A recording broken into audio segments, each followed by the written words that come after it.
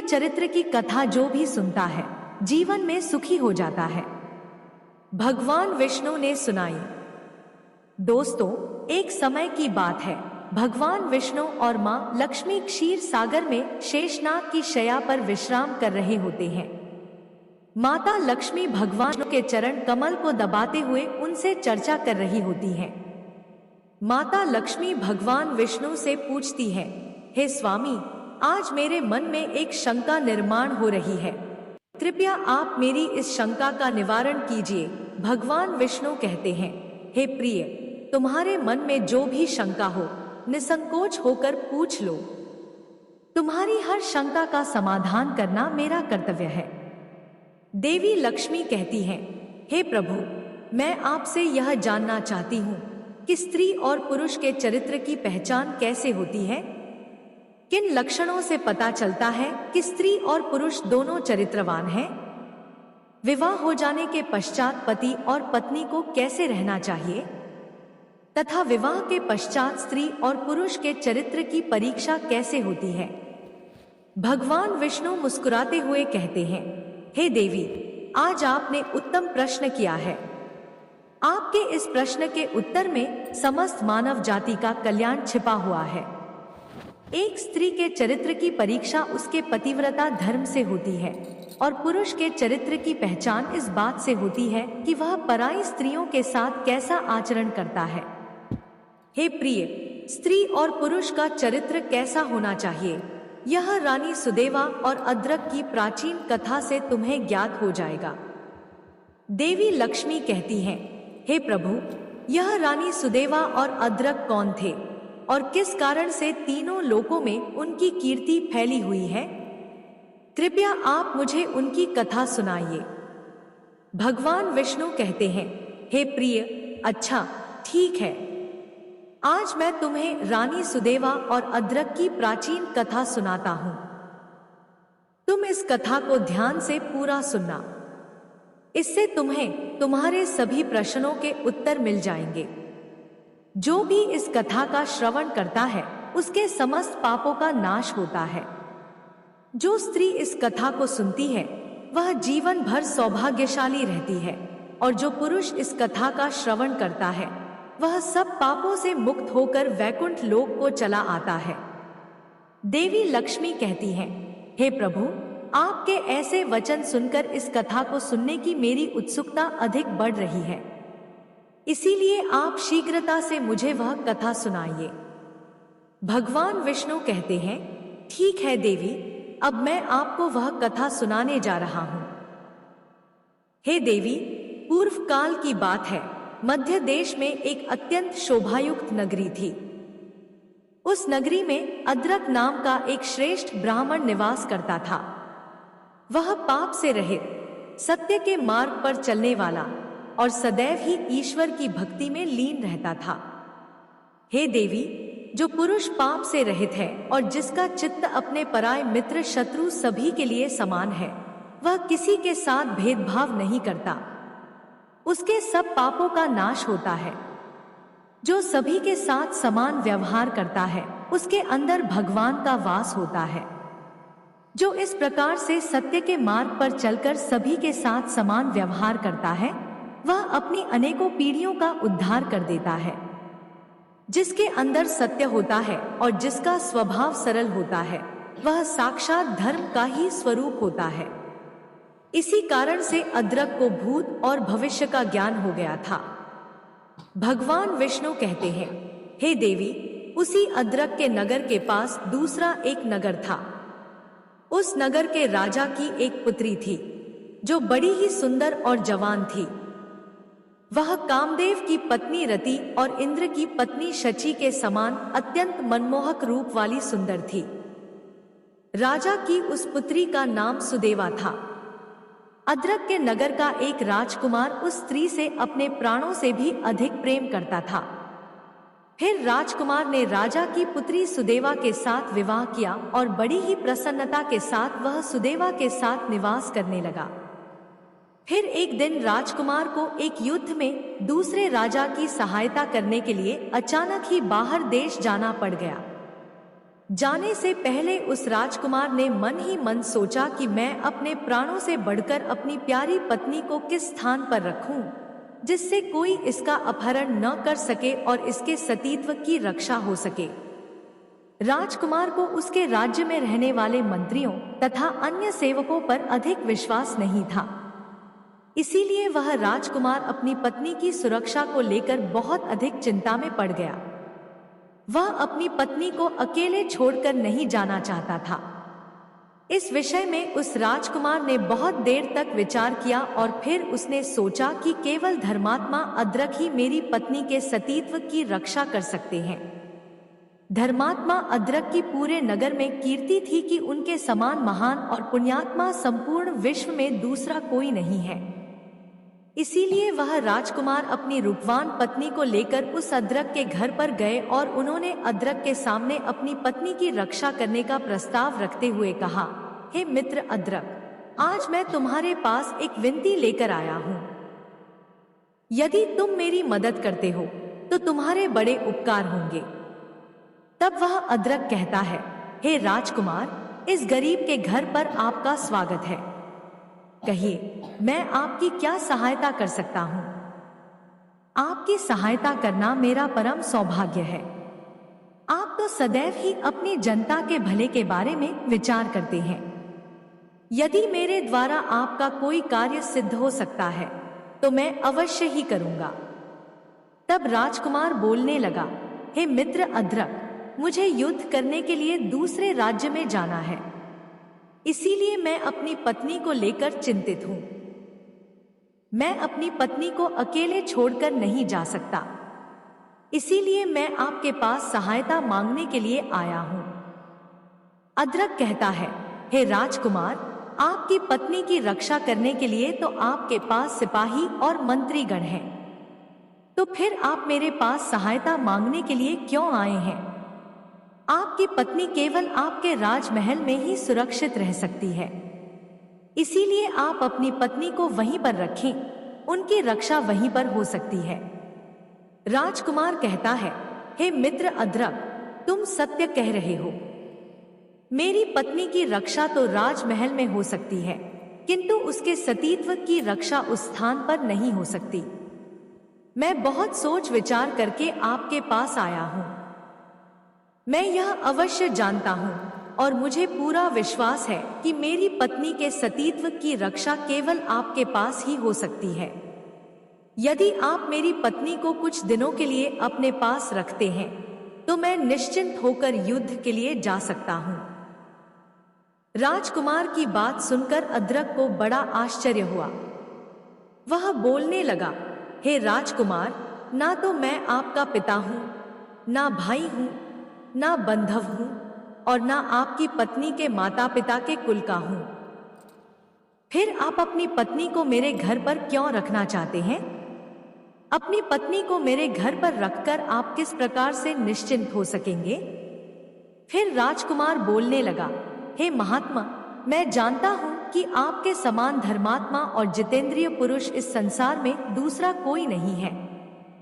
इस संसार में अगर किसी के पास सुंदर और जवान स्त्री के सतीत्व की रक्षा हो सकती है तो वह केवल आपके पास ही हो सकती है, और मैं इस बात को भली भांति जानता हूं। इसीलिए कृपया आप मेरी पत्नी को अपने घर पर रखकर मुझे चिंताओं से मुक्त कीजिए। मैं युद्ध से लौटकर अपनी पत्नी को ले जाऊंगा, तब तक आप ही मेरी पत्नी की रक्षा कीजिए। यह सुनकर अद्रक ने उस राजकुमार से कहा, हे राजकुमार, कृपया मुझे दोष मत देना।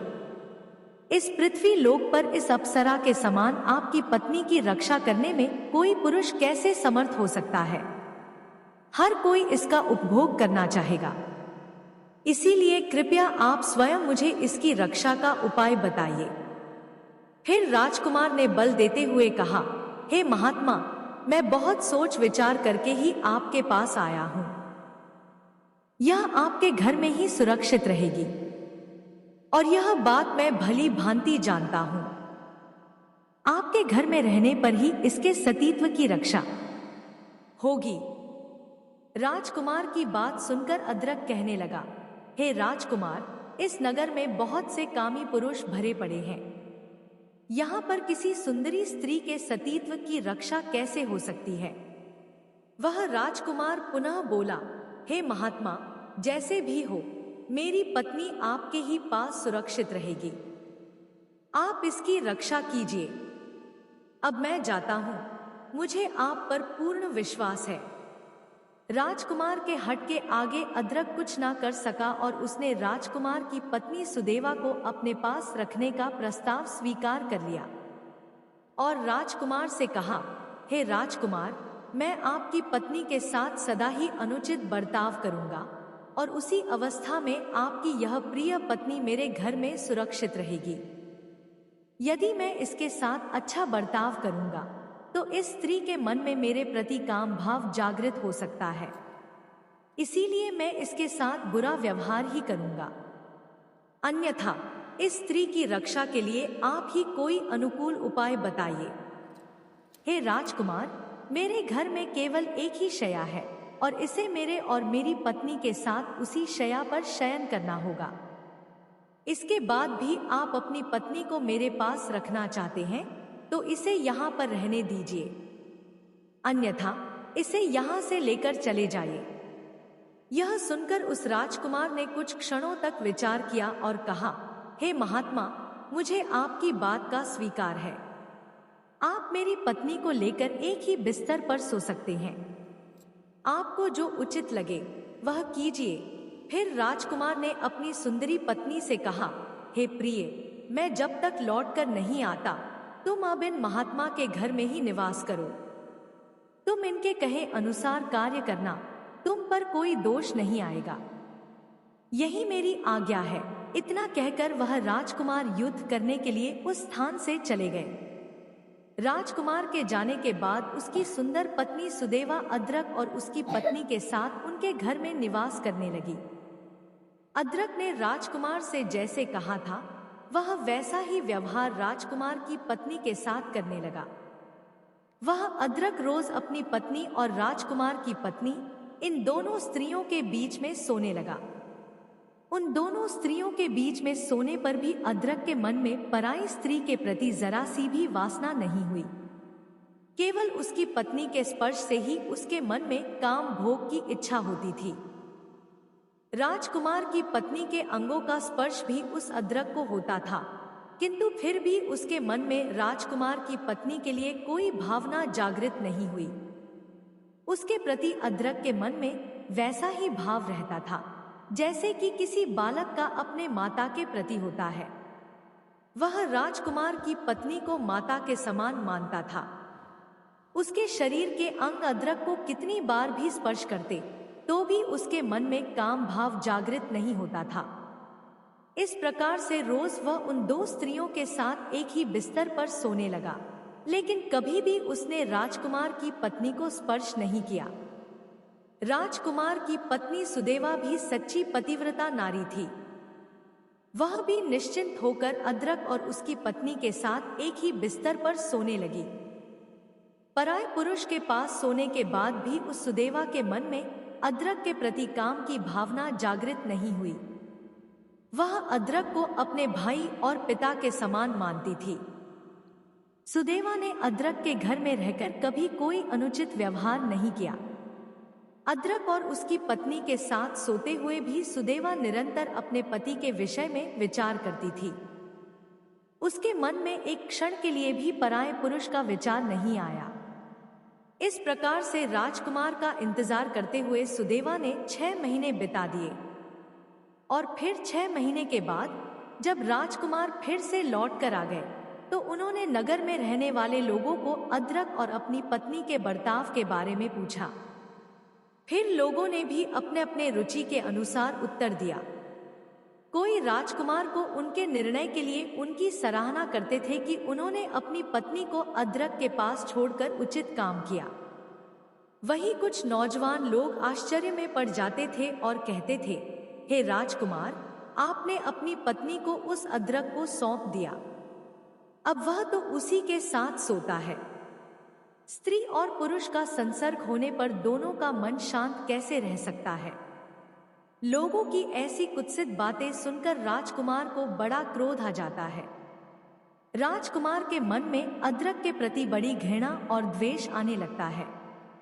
राजकुमार मन ही मन सोचने लगता है, जिस व्यक्ति को मैंने मित्र समझकर अपनी पत्नी उसके आश्रय में सौंप दी, उसने मेरी ही पत्नी के साथ दुष्कर्म किया। राजकुमार का चित्त एकदम से विचलित हो जाता है।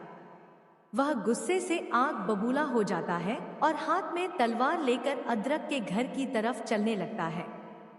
वह राजकुमार सोचता है, आज मैं इस तलवार से उस अदरक के टुकड़े टुकड़े कर डालूंगा। उसने मेरे साथ विश्वासघात किया है। मुझे मेरी प्राणप्रिया पत्नी उसके पास छोड़नी नहीं चाहिए थी। मुझसे बड़ी भूल हो गई। उस अदरक को उसके पाप के लिए दंड अवश्य ही मिलेगा। इतना सोचकर वह राजकुमार अपनी हाथ में तलवार लेकर अदरक के घर की तरफ जाने लगता।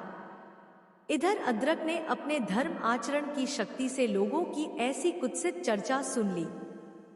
तब उसे बड़ा दुख हुआ। उसके मन में लोगों की ऐसी गलत निंदा से मुक्त होने की इच्छा प्रकट हुई।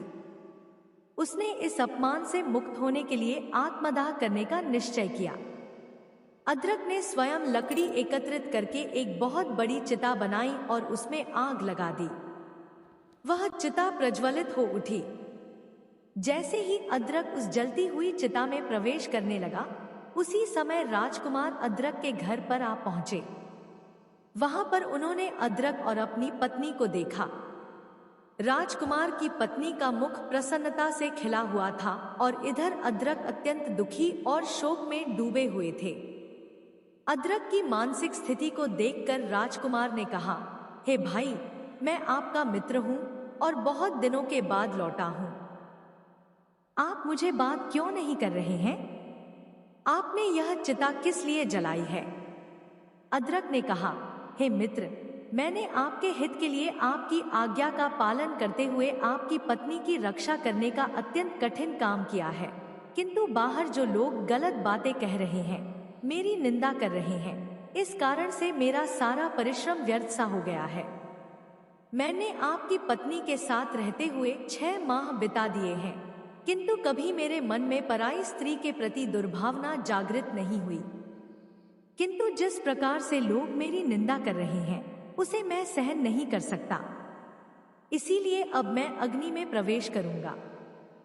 संपूर्ण देवता और मनुष्य मेरे इस कार्य को देखें।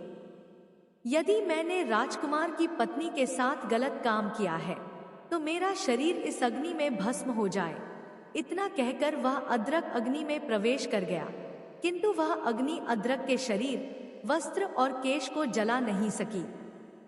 आकाश में खड़े सम देवता प्रसन्न होकर उस अदरक की निष्ठा की प्रशंसा करने लगे। सभी ने चारों ओर से फूलों की वर्षा की। जिन जिन लोगों ने राजकुमार की पत्नी और अदरक के विषय में कलंकपूर्ण बातें कही थी, उन सभी के मुंह पर नाना प्रकार के कोढ़ हो गए। फिर देवता गण उस स्थान पर प्रकट हुए और उन्होंने अदरक को अग्नि से बाहर निकलने को कहा।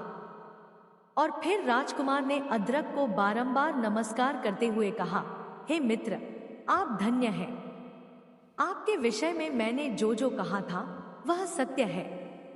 आपके समान पुण्यात्मा इस संसार में दूसरा कोई नहीं। उस समय पर समस्त देवताओं और ऋषियों ने मिलकर अदरक का नाम सज्जनद्रोह रखा। देवताओं ने राजकुमार से कहा, हे राजपुत्र, अब तुम अपनी पत्नी का स्वीकार करो। इन अदरक के समान कोई मनुष्य इस संसार में नहीं हुआ। इस पृथ्वी पर दूसरा ऐसा कोई पुरुष नहीं जिसे काम और लोभ ने परास्त न किया हो। देवता, असुर, मनुष्य, राक्षस, पशु, पक्षी और कीट आदि संपूर्ण प्राणी काम के वशीभूत रहते हैं। यह काम ही संसार बंधन में डालने वाला है। इस सृष्टि में काम रहित मनुष्य मिलना कठिन है। इन अदरक ने सभी को जीत लिया है। 14 भवनों पर विजय प्राप्त की है। इनके हृदय में श्री विष्णु बड़ी प्रसन्नता के साथ विराजमान रहते हैं। इनका स्पर्श और दर्शन करने से मनुष्य सब पापों से मुक्त हो जाते हैं और निष्पाप होकर स्वर्ग को प्राप्त करते हैं। इतना कहकर सभी देवता अपने अपने स्थान को लौट गए और वह राजकुमार और उसकी पत्नी भी अपने राजमहल को चले गए। तभी से उस अदरक को दिव्य दृष्टि प्राप्त हो गई और वे देवताओं को भी देखते हैं तथा तीनों लोकों की बातें अनायास ही जान लेते हैं। भगवान विष्णु कहते हैं, हे देवी, इस प्रकार से अदरक ने अपनी निष्ठा और भक्ति से समस्त लोकों को जीत लिया। अदरक जितेंद्रिय और एक ही पत्नी के प्रति एक निष्ठ था। उसने अपनी पत्नी के अलावा कभी दूसरी स्त्री की ओर नहीं देखा। यही एक उत्तम पुरुष का लक्षण है। जो पुरुष अपनी पत्नी के अलावा पराई स्त्री को माता अथवा बहन मानता है, वही पुरुष सर्वश्रेष्ठ होता है। और जो स्त्री अपने पति के अलावा कभी पराये पुरुष के प्रति मन में किसी भी प्रकार की भावना नहीं रखती, वही स्त्री सच्ची पतिव्रता नारी होती है। तो दोस्तों, इस प्रकार से भगवान विष्णु ने देवी लक्ष्मी को बताया है कि पति और पत्नी को कैसे रहना चाहिए। आपको यह कथा कैसी लगी, कमेंट करके अवश्य बताएं। जानकारी अच्छी लगी तो वीडियो को लाइक जरूर करें और कमेंट में जय श्री हरि विष्णु अवश्य लिखें। साथ ही चैनल को सब्सक्राइब करें और वीडियो को दोस्तों के साथ शेयर करें। आप सभी का धन्यवाद।